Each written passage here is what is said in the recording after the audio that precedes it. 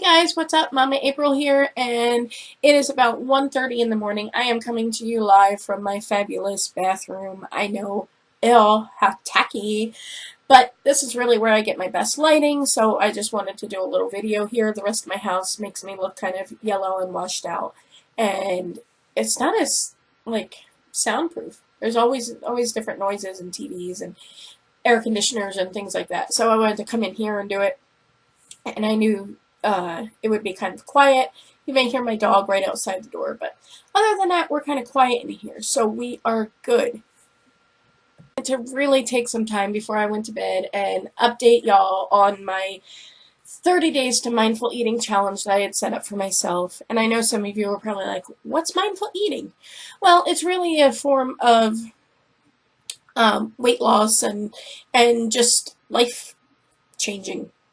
Really just to help you get focused on what's really important in life, your family, your friends, and, helping people, being compassionate, and things like that. So I really kind of started on this faith shift a while back, and it really brought into intention setting and mindfulness and just being present in the moment. And I ran across this book by Rob Bell. You may know his name from things like Love Wins, and I believe he was a pastor at Mars Hill Church. Don't quote me on that. I think that's where he was from. But anyway, he really had a faith shift himself. And he also wrote a book that I found, sorry, my allergies are nuts today,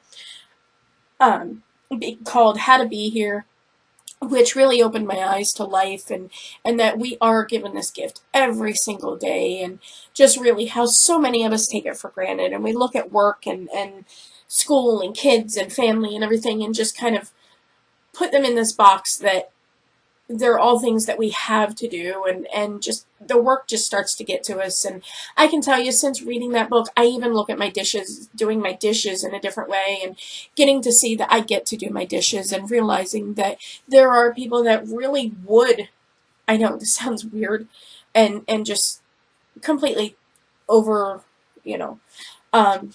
and I know some people are going to be like, well, ew. But there are people out there that just don't have the pleasure to do dishes.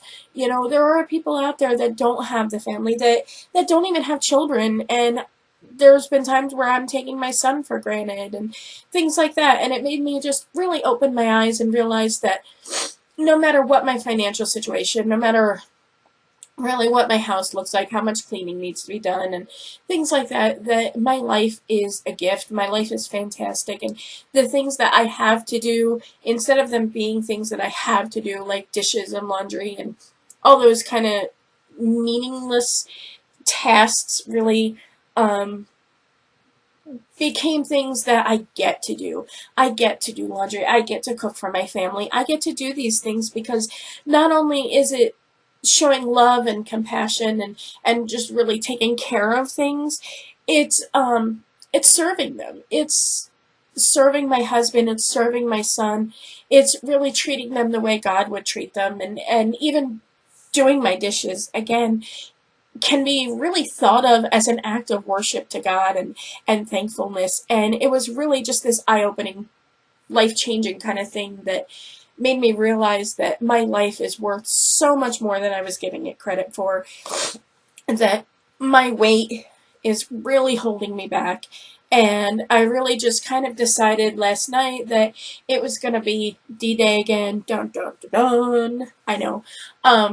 This is probably attempt 475 in weight loss. I've been heavy all my life. I've tried to lose weight all my life. Back, when we were trying to conceive my son, it had been 2 years. I had lost 40 pounds, and we were finally able to conceive, which that's another part of my plan, is my husband and I really do want another child. So, excuse me, so I knew that weight loss was really something that I needed to start focusing on, and that really led me, this idea of mindfulness really led me to this other book that I've started reading today that kind of really helped me challenge myself and put this challenge out to myself. And it is, forgive me if I mess up the name, it is a book by Thich Nhat Hanh and Lillian Cheng. It's called Savor Mindful Eating and Mindful Living. And the great thing about this is I wanted something that wasn't a diet. I wasn't um, comfortable anymore with following just diet plans and diet cycles and things like that, carb cycling and all of that. I tried it. I failed miserably every time. I hated being restricted on foods. I do love my potatoes and my uh, kind of not so healthy foods. Don't take away pizza. It was just one of those things where I was like, this really sucks. Last night I was really going into it. And I was really thinking about making a video saying, you know what, guys, this sucks. I don't want to do it, but I'm fat and I really can't. I'm sorry, my allergies. I really can't. I lost my train of thought. Woohoo! I really can't go into it that way right now. And starting this book really has helped me realize that, again, this isn't something that's just like, oh, I just need to lose weight. It's really another way to practice mindfulness in my life, and it's just yet another step that I can take to really improve my life and improve my health and improve my family life. And I was just really excited about it.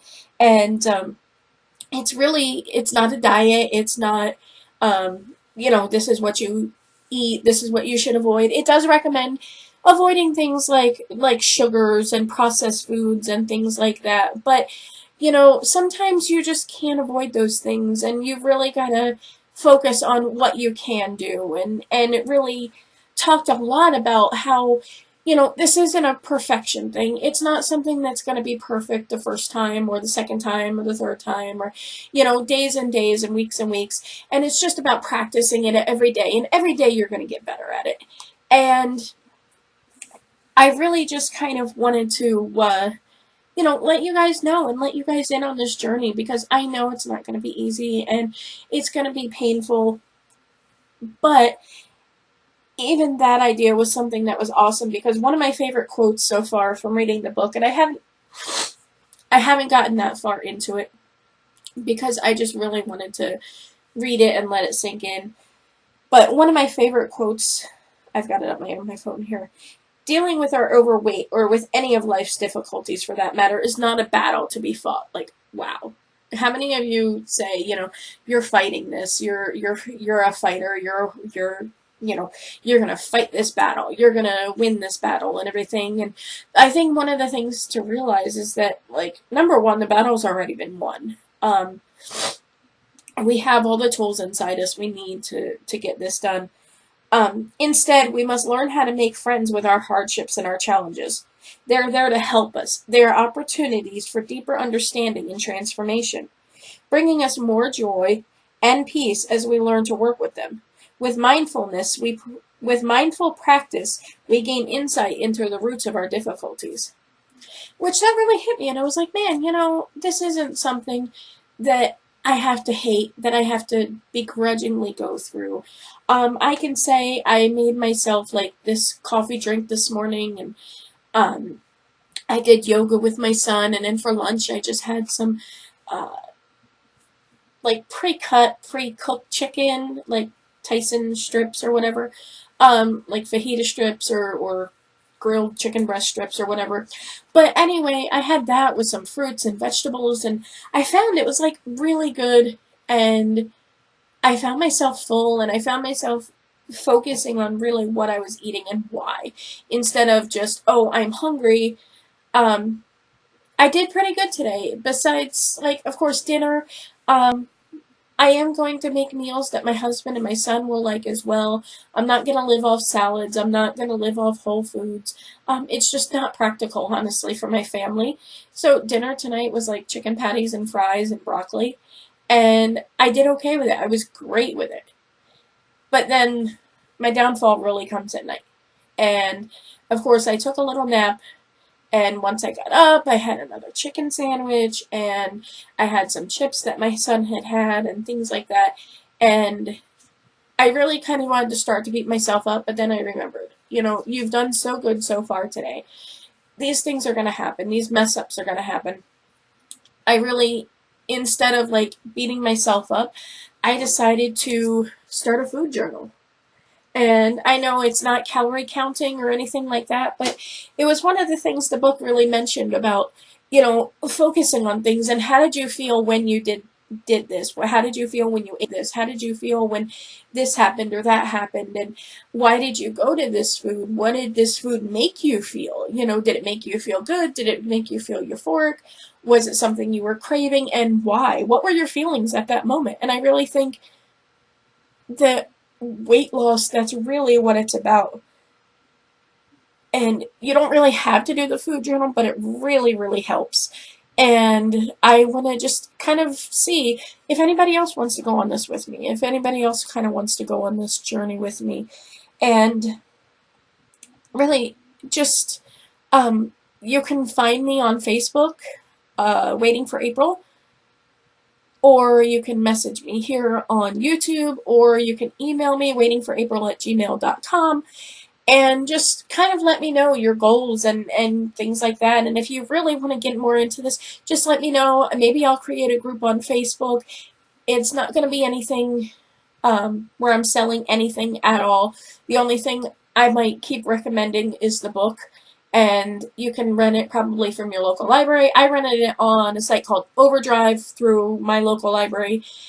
And I guess that's it for tonight. I just want to encourage you guys and say that you are all awesome and you can make this work. You can make your life work. You can make your life change without even really having to give up all that much. Night.